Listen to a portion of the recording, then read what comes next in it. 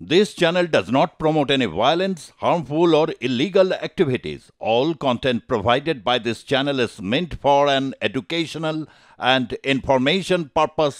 একটা না কথা, বাঙালি হিন্দু কি তাহলে ভীতু জাত? বাঙালি হিন্দু তো ভীতুজাত, কোনো সন্দেহ নেই, এর সম্বন্ধে কোনো কিন্তু সন্দেহ নেই। স্বাধীনতা সংগ্রামে তো স্বাধীনতা দেখেছি, সংগ্রামে তারা ইন্ডিভিজুয়ালি প্রচন্ড, বিনয় বাদল, দীনেশ, যতীন হ্যাঁ, দাস, কিন্তু বাঘা এরা যতীন, তারা মাস্টারদা সূর্য সেন। ইন্ডিভিজুয়ালি তারা প্রচন্ড সাহস দেখিয়েছিল, নিজের প্রাণের মায়া করেনি, কিন্তু একজোট হয়ে লড়াই করা এই জিনিসটা বাঙালি হিন্দু কখনো করতে পারেনি। কারণ বাঙালি হিন্দুদের এই যে নেতারা ছিলেন, এই যে অনুশীলন সমিতি, যুগান্তর ইত্যাদি এই সমস্ত সংস্থা হয়েছে, এগুলো তো খুব বড় আকারে বাঙালি হিন্দুদের টানতে পারেনি। আর মুসলমানরা তো একেবারেই এর বাইরে ছিল। মুসলমানরা ইংরেজদের কোনো রকম বিরোধিতা করেনি, যার ফলে ওদের প্রায় পোষ্যপুত্রের মতো ব্যবহার করত ইংরেজরা। সেটা অন্নদাশঙ্কর রায়ের যুক্তবঙ্গের স্মৃতি বলে একটা বই আছে, তাতে খুব পরিষ্কার করে লেখা আছে যে মুসলমান এবং হিন্দুদের মধ্যে ইংরেজরা কীরকম পক্ষপাতিত্ব করত। কারণ মুসলমানরা সবসময় ওদের বশংগত হয়েছিল। তো যে তোমার গোড়ার কথাটায় ফিরে আসি, যে কারণে হিন্দুরা এর বিরোধিতা করতে পারেনি সেটা হলো যে হিন্দুদের ইন্টেলেকচুয়াল কনফিউশন হয়ে গিয়েছিল। 30-এর দশক থেকে হিন্দুদের মাথায় বামপন্থা ঢোকানো হয়েছিল। তুমি গোড়াতে বামপন্থা ঔদার্যের কথা বললে না, বামপন্থা মানে ঔদার্য নয়, বামপন্থা মানে খুব বাজে ধরনের অপরচুনিজম।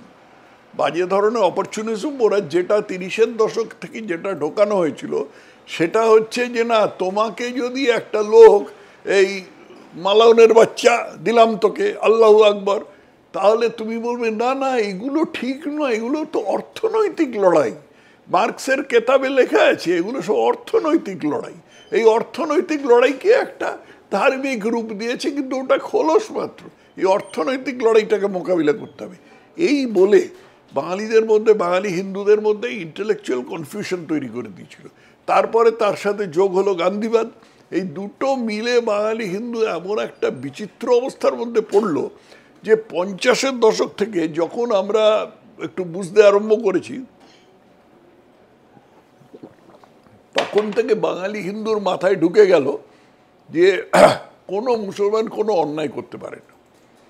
হিন্দু অন্যায় করতে পারে, মুসলমান কেন অন্যায় করতে পারে না এ প্রশ্নটা কেউ তুলল না। কোনো মুসলমান কোনো অন্যায় করতে পারে, মুসলিম ক্যান ডু নো রং। তারপরে 50-এর দশকে, 60-এর দশকে নেহরুর প্রভাবে আমরা আগাগোড়া দেখে এসছি যে বাঙালি চেতনা এই চিন্তায় আচ্ছন্ন হয়ে রয়েছে, এবং কিছু বলাই বারণ, বললে পরেই সাম্প্রদায়িক বলা হবে, এই হচ্ছে পরিস্থিতি। এর ফলে এরকম অবস্থা হয়েছে। তারপরে 70-এর দশকে অনুপ্রবেশ আরম্ভ হয়েছে, কেউ কিচ্ছু বলেনি। অনুপ্রবেশ হয়ে হয়ে এক একটা জায়গার মানে লোকসংখ্যার চিত্রই বদলে গেল। মানে আপনি বলছেন জনবিন্যাসী রাজ্যের বদলে গেছে, জনবিন্যাস বদলে গেল। দেশ ভাগ হয়ে, পশ্চিম বাংলা যে ভাগ হয়েছিল কিসের ভিত্তিতে ভাগ হয়েছিল? ধর্মের ভিত্তিতে তো ভাগ হয়েছিল, চেহারার ভিত্তিতে তো ভাগ হয়নি। কে ফর্সা কে কালো তার ভিত্তিতে তো ভাগ হয়নি, ভাগ হয়েছিল ধর্মের ভিত্তিতে। অতএব ধরে নেওয়া যেতে পারে যে পশ্চিমবাংলার প্রতিটি অংশই হিন্দু প্রধান ছিল। কিন্তু আজকে তুমি যদি বসিরহাটে যাও, আজকে তুমি যদি রায়গঞ্জ, ইসলামপুর ওই অঞ্চলে যাও, তাহলে তোমার কখনো মনে হবে যে তুমি ভারতে আছো, তোমার মনে হবে তুমি বাংলাদেশে আছো। তুমি যদি আজকে অত দূর যাবার দরকার নেই, এখান থেকে গার্ডেন নিচে যাও, তাহলে তোমার কি মনে হবে? সেখানে আমাদের মেয়র সাহেব, মহানাগরিক, তিনি গিয়ে ঘোষণা করে দিলেন এটা তো মিনি পাকিস্তান, মিয়ারা আনন্দ করো, এ তো মিনি পাকিস্তান, সবাই টুপি দিয়ে এসছো, কি আনন্দ, এ তো মিনি পাকিস্তান। তারপর আরও বললেন যে ইসলামে যারা জন্মেছে তারা হচ্ছে, তার জন্মায়নি, তারা হচ্ছে দুর্ভাগা। তার মধ্যে ওর বস মমতা ব্যানার্জিও আছেন, ইসলামে জন্মায়নি।